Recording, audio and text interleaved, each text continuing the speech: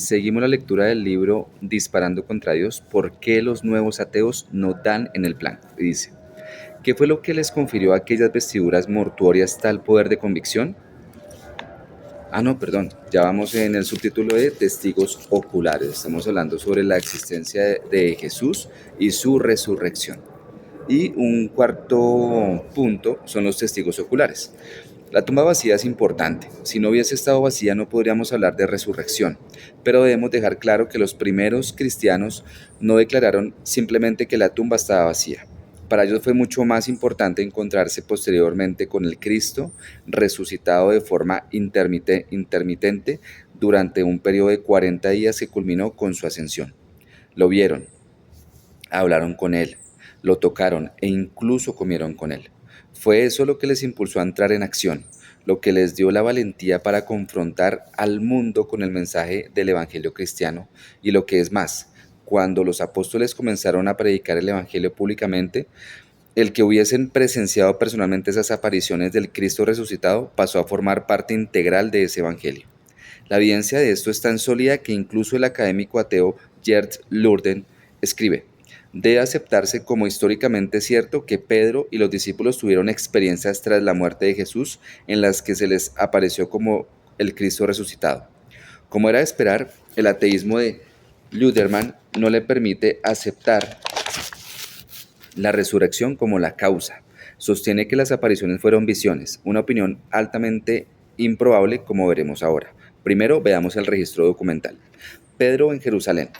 El día de Pentecostés, en el primer anuncio público de la resurrección de Jesús en Jerusalén, Pedro dice, a este Jesús resucitó Dios, de lo cual nosotros somos testigos. Pedro en Jerusalén. Poco después de Pentecostés, en el segundo gran discurso que Lucas recoge, Pedro dice, y disteis muerte al autor de la vida, al que Dios resucitó de entre los muertos, de lo cual nosotros somos testigos. Pedro en Cesarea.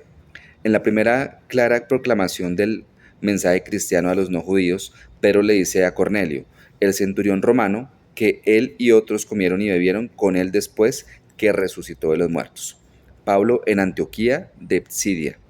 En un importante discurso en una sinagoga, Pablo dice de Cristo, le bajaron de la cruz y le pusieron en un sepulcro, pero Dios le levantó de entre los muertos y por muchos días se apareció a los que habían subido con él de Galilea a Jerusalén, los cuales ahora son testigos ante el pueblo. Cuando después de un tiempo Pablo escribió un breve pero contundente resumen del Evangelio, incluyó una selección de apariciones de Cristo a diversos testigos como parte fundamental de dicho resumen.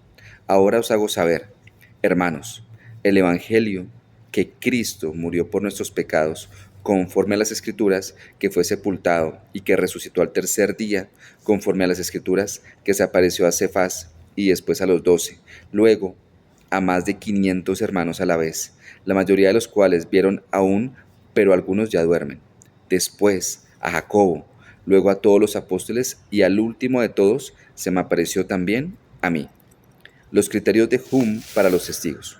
Como vimos en el último capítulo, Hume enumera varios criterios que considera importantes para evaluar la solidez de la evidencia de un supuesto acontecimiento, particularmente el número de testigos y su carácter, así como la forma que comunican su testimonio.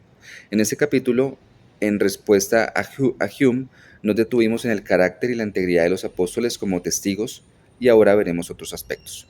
Criterio 1. Número y diversidad de testigos. Según la lista de Pablo en 1 Corintios 15, más de 500 personas vieron el Cristo resucitado en diferentes ocasiones durante los 40 días transcurridos entre su resurrección y su ascensión.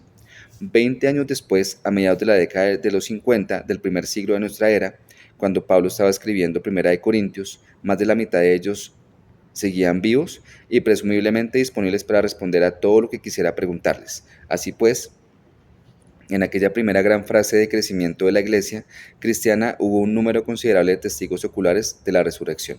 Sin embargo, el número de testigos oculares que vieron al Cristo resucitado no es el único elemento importante. También lo es la variedad de carácter de los testigos, así como los diferentes lugares y situaciones en los que Cristo se les apareció. Por ejemplo, unos eran un grupo de 11 y estaban en una sala, otros estaban solo, estaba, otra estaba sola en un huerto, un grupo de pescadores trabajaban a orillas del mar, Dos viajaban por un camino, otros estaban en un monte. Esta diversidad de carácter y lugares refuta las llamadas teorías de las alucinaciones. La deficiencia de las teorías de las alucinaciones. Ludemann y otros sugieren que las llamadas apariciones de la resurrección realmente fueron trastornos psicológicos, como visiones o alucinaciones. Los discípulos vieron algo, pero no era objetivamente real, sino producido por su mente. Sin embargo, la propia medicina psicológica testifica en contra de esta explicación. Primero, las alucinaciones, no dejémoslo ahí y vamos para hacer otro video. Listo, nos vemos pronto.